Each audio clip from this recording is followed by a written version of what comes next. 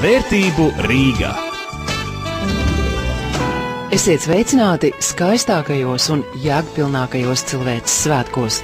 Kristus ir augšām cēlies. Patiesi augšām cēlies.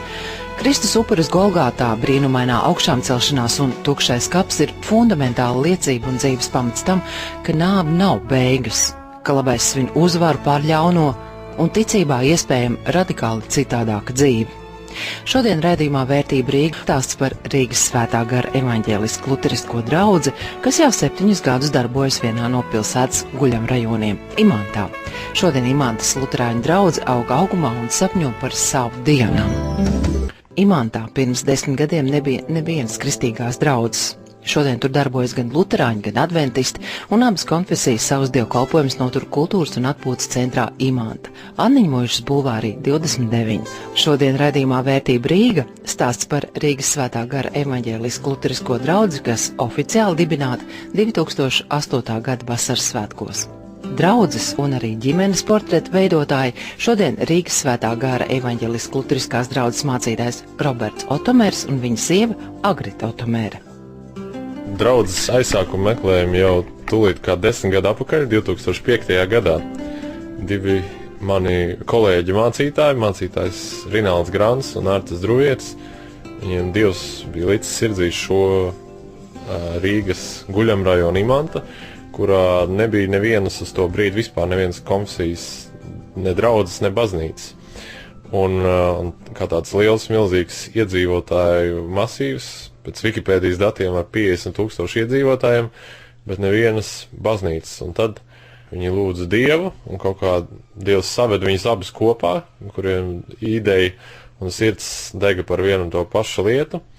Un tad 2006. gadā, 2005. vai 2006. gadā viņi sāka vadīt alfa kursus, vienu pēc otra, un līdz tas rezultējās ar to, 2007. gada nogalē, man liekas, tika noturēts pirmais dievkalpojums, un 2008. gadā dibināta šī draudze.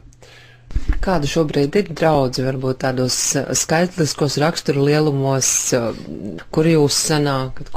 Tagad draudzes locekļu skaits jau pa šiem gadiem ir sasniedzis tūlīt jau 70 locekļus, 69, ja gribam būt precīzi. Un sanāk, ka mēs kopā uz dievkalpojumu katru svētdienu, plus mīnus 15-20 cilvēki vidēji vienā dievkalpojumā, un vēl ir svētdienas skola, ko vada mana sieva, kur arī ir bērni. Cik tu teiktu skaitā? Cik parasti nāk? 6-8. Jā, 6-8 bērni, kur nāk, un tad, mums ir 2 reizes gadā notiek iesvētas mācības kurs, kur ir iespēja jauniem draudzes locekļiem pievienoties, un tad 2 reizes gadā mēs organizējam nometnes vēl, vasaras un ziemas nometni. Un mēs sanākam kopā, Imantas kultūras centrā, mums ir sapnis reizes Imantā būvēt arī baznīcu, bet, lai pie tā mēs nonāktu, mums pirmais lielais nepieciešamais solis ir tikt pie zemes kaut kur Imantā, un ir gan šis tas darīts tajā virzienā, bet tas viss virzās ļoti lēnām, gribētos, lai ātrāk, bet, dodies, ka kādreiz mēs to sapni redzēsim realizējamies arī dzīvē. Kā šodien var Imantā aizsniegt cilvēkus, kā jūs viņus uzrunājat?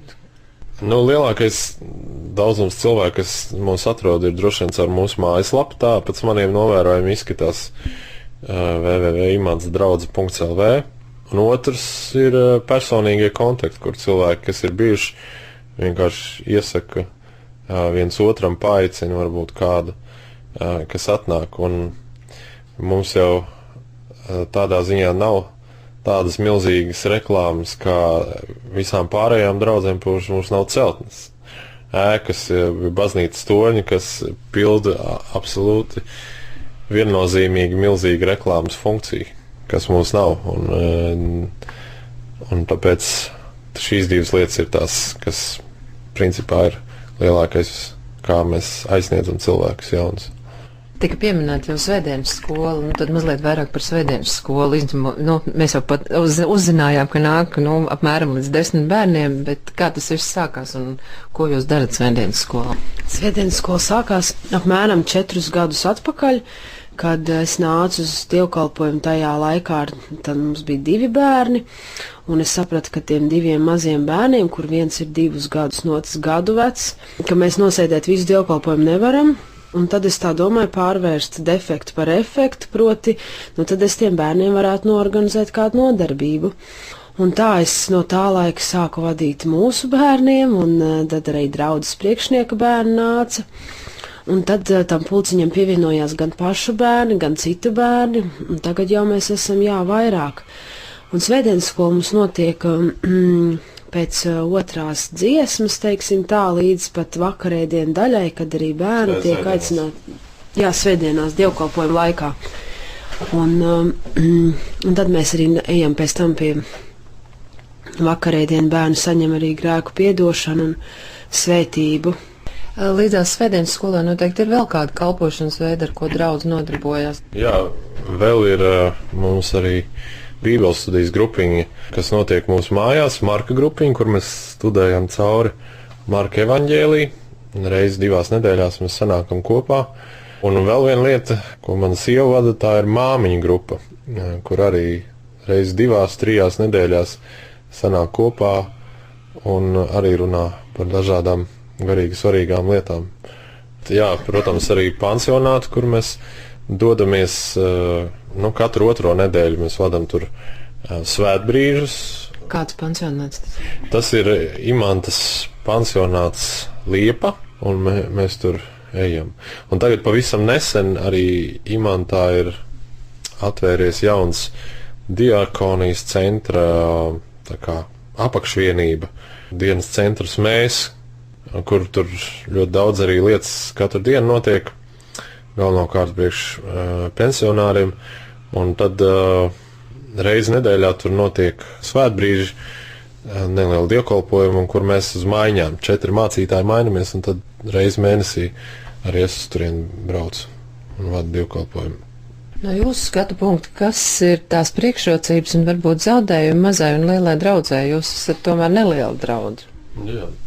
Priekšrocības, man liekas, ir tas, ka tā ģimeniskuma sajūta, man liekas, ka tu vari kaut cik uzturēt to draudzes ietvaros, vismaz tos, kas regulāri nāk, un kas lielā draudzē varbūt tās, veidojas tāds sadalīšanās pa lielākām vai mazākām grupām, ka tas te ir mazāks, un, teiksim, kur dievkalpojumā, kad ir miera sveiciens, mēs varam sarūkoties katrs ar katru un novēlēt miera sveicienu, kur lielā draudzē tas gan aizņemt vajag daudz laika, gan arī vienkārši nebūtu varbūt tas labākais, ko darīt. Un kur tāds, man liekas, tāda ģimeniskuma sajūta, man liekas, tas galvenais droši no garīgi lietām, kas būtu.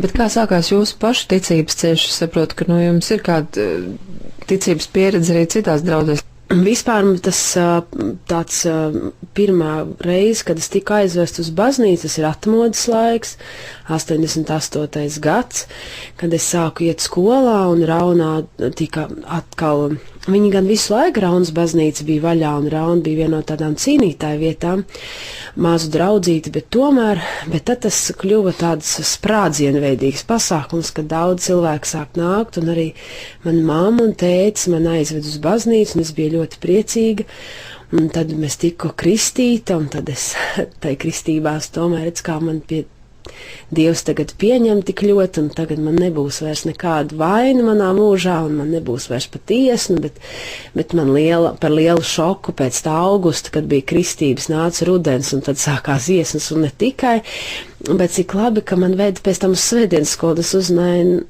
daudz vairāk nekā tikai to, kad es tieku, fiziski sargāta no kaut kā, bet ka ir daudz citas lietas arī, kas nāk līdzi, un ko ietver sevī ticība. Un tā es gadiem gāju svētdienas skolā, pēc tam es gāju uz jauniešiem tur Raunas draudzē, Un tad Raunas draudzē bija tādas īpaša sadraudzība ar Rīgas Svētā Pāvila draudzi, un tieši bija tieši saistībā ar mācītāju Gundaru Ceipu un Irēnu Bindemani, kur varētu teikt, tās saved šīs te Raunas jauniešus ar Pāvila jauniešiem kopā, un kur arī viņu vidū bija Roberts. Un tā mēs arī iepazināmies, un tad sākām kādas lietas darīt kopā. Jā, tad varētu teikt, jā, tas ticības ceļš man ir sācies jau diezgan mazai esot un pateicoties tam, ka man vecāki man aizveda. Mans ticības ceļš aizsākās pavisam negaidīti, ja tā varētu tā sacīt. 2001. gadā vasarā starp skolām, starp mācību gadu, kad bija vasaras brīvlaiks, uzprasījos vienam draugam līdzi uz nometni. Tas beigās izrādījās kristīga nometne. Man ar kristietības bija uz lielu jūs, lai neteiktu vēl vairāk. Man liekas, es biju pat Dieva pretinieks. Man liekas, ka tā Dieva vispār nav. Un tad es domāju, kā tas tā interesanti ir, kad es atceros, ka es gāju uz to pieteikties uz to nometni.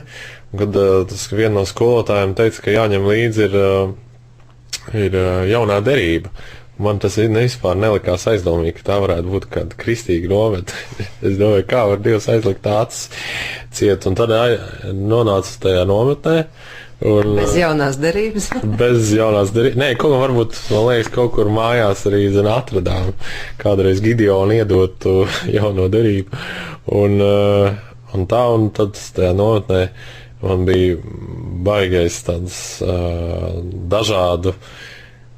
Pirmkārt, tā nometne, kas bija kristīga jauniešu nometne, ko organizēja Rīgas Svētā Pāvila draudze un salauz ļoti daudz stereotipus par kristietību kā tādu, ka kristieši nav tikai kāda saujiņa veci tantīši lakatiņos, kas sēž baznīcā, bet ka tur arī diezgan daudz jauniešu.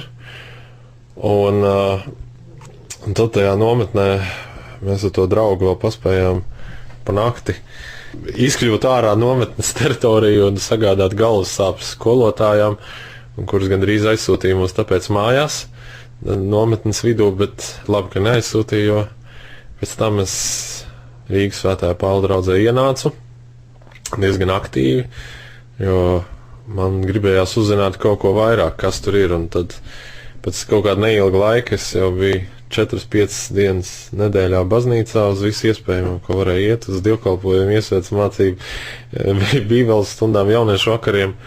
Un tad pēc gada mani draudzē aicināja kļūt par svētdienas skolas skolotāju, vēl pēc pusgada par jauniešu vadītāju. Un svētdienas skolas skolotājs gan nebija ilgi, kādu pusotru gadu, bet jauniešu vadītājs gan. Pastāstiet par savu ģimeni. Dievs mums ir dāvājis 4 bērnus, un mēs esam dikti priecīgi. Vecākai meitai ir 7 gadi, un jaunākajam jūnijā būs 2. Mums ir divas meitas un 2 dēli. Mums ir ģimenē līdzsvars. Dzimuma līdzsvars. Kādas ir jūsu ģimenes lieldienas? Vispār man lielie svētki, lieldienas un Ziemassvētki tīri no tādas svinēšanas viedokļa man saistās ar laukiem, kur ir mani vecāki, un ja Ziemassvētkos bija lielā egla, tad lieldienās vienmēr bija ļoti daudz olas un krāsošana. Un tā tad šādu lietu mēs parasti darām laukos, jo tur arī ir vairāk tādu. Vairāk visa, kā tad mēs ejam meklēt arī, ko mēs pie tām olām liksim klāt un kā mēs viņus vārīsim un kā mēs viņus krāsosim, tad pilsētā Rīgā esot daudz, tādas lietas viņas mazliet zaudē tādu patieso vērtību. Tādā ziņā, protams, tas nenozīmē, ka nevar krāsot olas un nevar būt Ziemassvētkos eglītes.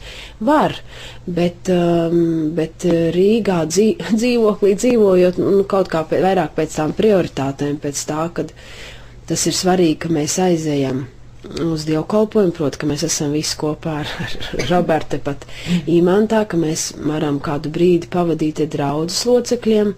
Garīgās tādas būs cenšamies piedomāt arī, teiksim, tā lieldienu nedēļā, ka mēs varam tādiem lieldienu nedēļas notikumiem tā kā iziet cauri arī un būt kaut kur dievkalpojumos klāt, jo mūsu draudzē, tā kā mēs īrējam telpas, tad mums nav tāda arī iespēja arī taisīt visu pilnu tādu nedēļas dievkalpojumu ciklu, kā citās vietās. Mums būs tikai lieldienu dievkalpojums, bet tad mēs, izlīdzamies un aizbraucam, jo Rīgā iespējas ir kaut kur kā paši kā dalībnieki piedalāmies. Rīgā ir daudz iespēju. Rīgā ir daudz iespēju, kur izvēlēties, jā. Bet šiem gadiem Imantā ir vēl kāda draudz piedzimusi, tad, kad sākāt, tad nebija neviena. Jā, tajā pašā telpā, pat kur mēs pulcējamies, ir arī adventistu draudze. Un adventistu draudze sanāk sestdienās, un mēs tāds naktsargs ar veļas mazgātāji praktiski nekad nesatiekamies, jo viņi nāk sestdienās, un mēs svētdienās. Ir gan, protams, reizes, kad mēs esam ieciemojušies viens pie otra, vismaz mācītāji, un mums ir bijuši rotusies doma par tādu arī draudžu sadraudzības pasākumu virzīšanu, bet kaut kā tas bišķi iestrēdzis ir un tā.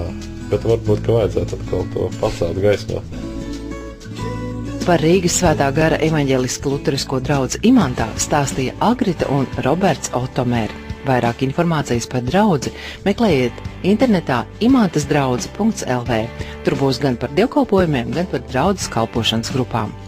Ar svētības vēlējumiem Kristus augšām celšanās svētkos izskan raidījums Vērtība Rīga, ko veidoja Sendija Purga. Uz tikšanos!